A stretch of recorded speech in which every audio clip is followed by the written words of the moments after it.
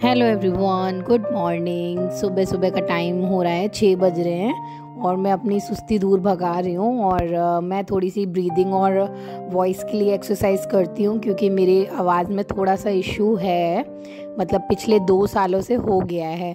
तो उसके लिए मैंने काफ़ी सारे डॉक्टर्स को दिखाया है और काफ़ी टेस्ट वगैरह भी हुए हैं। रिपोर्ट सारी नॉर्मल आती हैं, बट उन लोगों का कहना है कि अगर मैं स्पीच थेरेपी लूँगी तो उससे मैं ठीक हो जाऊँगी। बट पहले मुझे ना इसके बारे में कुछ खास पता नहीं था, तो मुझे लगा कि मैं इतनी सारी दवाइयाँ खा के ठीक नहीं हुई तो स्पीच थेरेपी से मैं क्या ठीक होंगी। फिर मैंने धीरे धीरे थोड़ा सा अभी पढ़ना शुरू किया तो मुझे लगा नहीं हो सकता है, तो अभी मुझे फिर से अवेयरनेस हुई है। अदरवाइज़ मैं तो मतलब इस आवाज़ के साथ जीना सीख गई थी।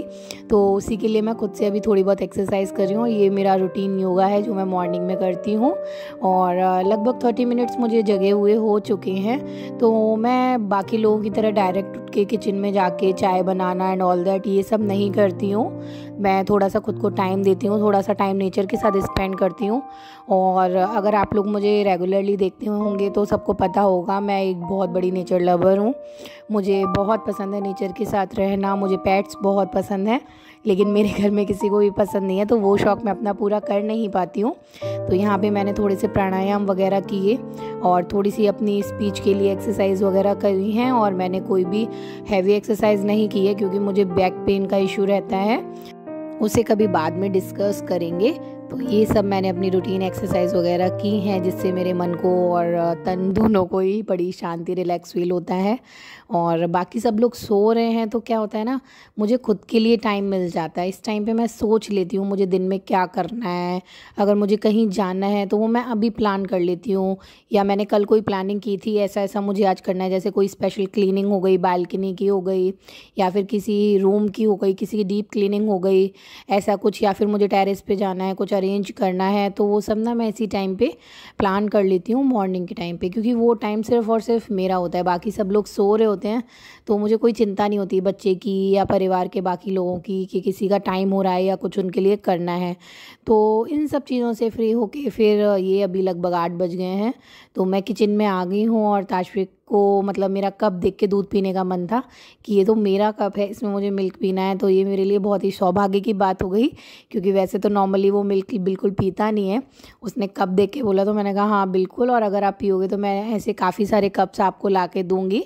पर ये वीडियो मैंने बाद में एडिट किया है। वो शौक़ केवल एक ही दिन चल पाया, मतलब एक टाइम ही चल पाया, इवनिंग तक उसका शौक़ उतर गया कप वाला।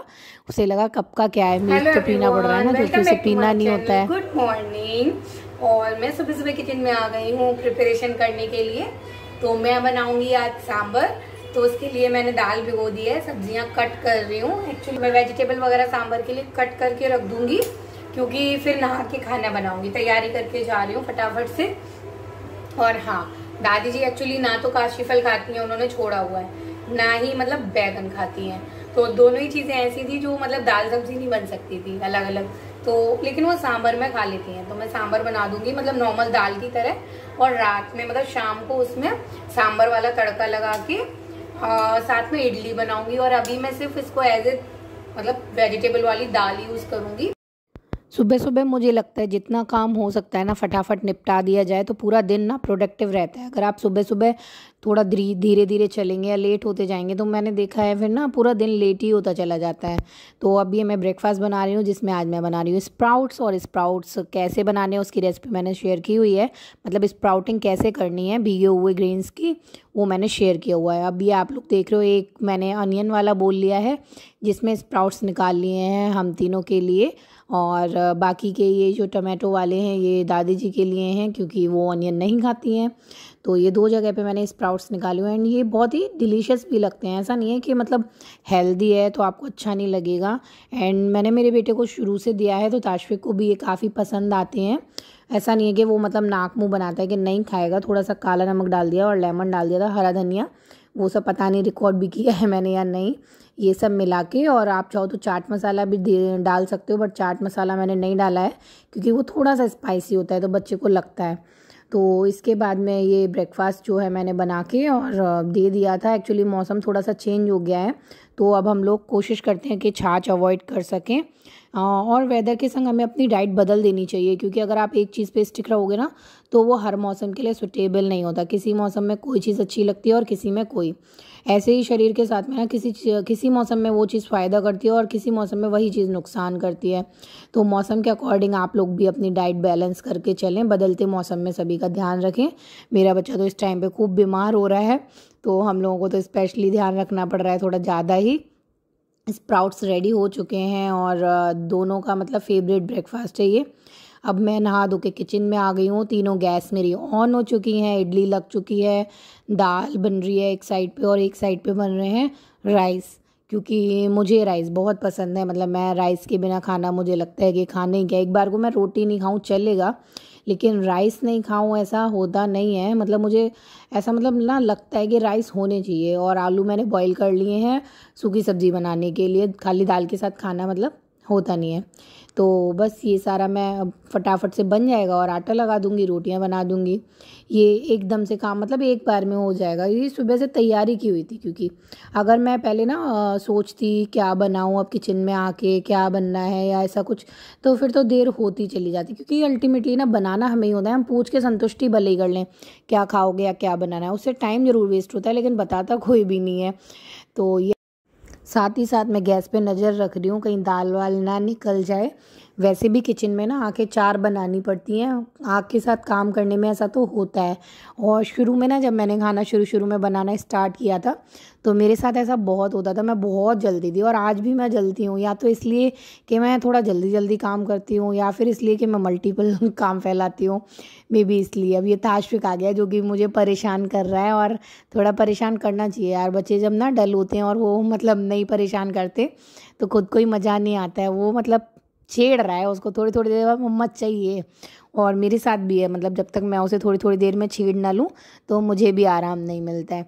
इसके बाद मैंने फटाफट से खाना बनाया और सबसे पहले खाना बना के जो काम होता है हमारा भगवान जी की थाली वो सब लगाई। उसके बाद में हम सब बाकी खाते हैं। ये मैंने आलू भी फ्राई कर लिए हैं, क्या ही दिखाती, मतलब सबको आता है कैसे बनाना है ना। तो रोज़ रोज़ वैसे भी ये सब दिखाने में मज़ा नहीं आता कि क्या चीज़ कैसे बनाई है। कोई स्पेशल चीज़ हो तो वो ज़रूर दिखानी चाहिए। मैं काफ़ी सारी रेसिपीज़ अपने चैनल पे पोस्ट करती रहती हूँ, एक बार आप लोग चेकआउट कर सकते हैं। और अगर कोई रिक्वेस्टेड रेसिपी है तो वो आप लोग कमेंट में लिख सकते हैं, मैं ज़रूर बनाऊँगी उसको भी।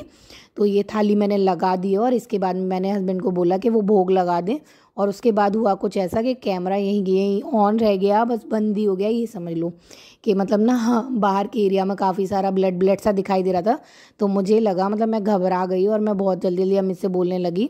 इसके बाद ताशविक चला गया था कि ताशविक कहाँ है।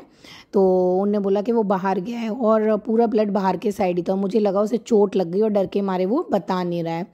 फिर जब मैंने जाके देखा तो मैंने बोला कि कहाँ लगी है, उसने बोला कहीं नहीं लगी और मतलब नहीं लगी थी उसके। तो बाद में रियलाइज़ हुआ कि वो बाहर के जो मेन डोर था वो ओपन छोड़ आया, जिसकी वजह से कोई डॉग अंदर आ गया और उसके चोट लगी होगी। तो पूरे में खून हो गया। अब ये फ्रूट्स वगैरह भी मैं इस टाइम पे जो सुबह नहीं कर पाई थी, सुबह सब्जी आई थी वो सब तो मैंने सेट कर दी थी। तो अब ये मैं फ्रूट्स भी एंड में रख दूँगी, बाहर पड़े रहेंगे तो चूहे वगैरह काटेंगे और ख़राब ही होंगे।